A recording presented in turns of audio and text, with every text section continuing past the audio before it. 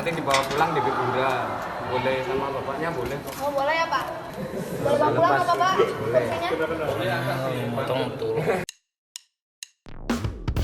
Seorang mahasiswi asal Universitas Islam Negeri Sunan Kalijaga terpaksa meminta bantuan kepada petugas damkar.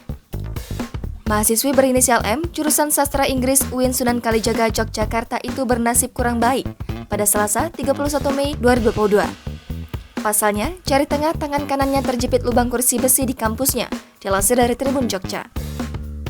Saat itu, dia iseng memasukkan jaring ke lubang kursi sembari menunggu latihan teater di kampusnya yang terletak di Depok, KP Nawon Sleman, Selasa sore.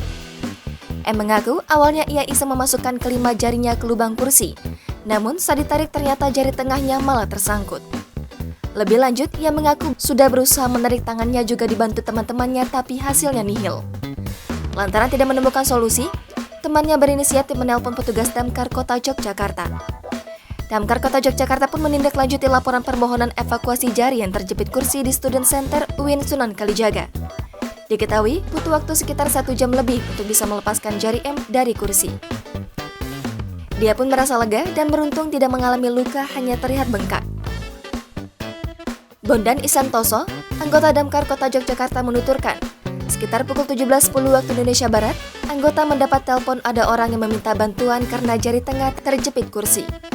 Bondan menuturkan untuk melepaskan jarinya itu, maka kursi besi harus dilebarkan lubangnya. Petugas menggunakan gerinda kecil yang biasa digunakan untuk melepas cincin. Antara lubang dan jari ini perlu diberi ruang kecil. Petugas pun menggunakan kawat kecil untuk menyangga dan melindungi jari. Bondan melanjutkan, baru kali ini dia menangani jari tangan yang terjepit kursi. Biasanya, pertolongan pada jari ini lebih banyak pada kasus cincin yang susah dilepas. Dia mengatakan bahwa kondisi terjepit seperti ini terjadi karena kepanikan. Lantaran panik, maka korban berusaha sekeras mungkin untuk lepas, tetapi yang terjadi justru pembengkakan.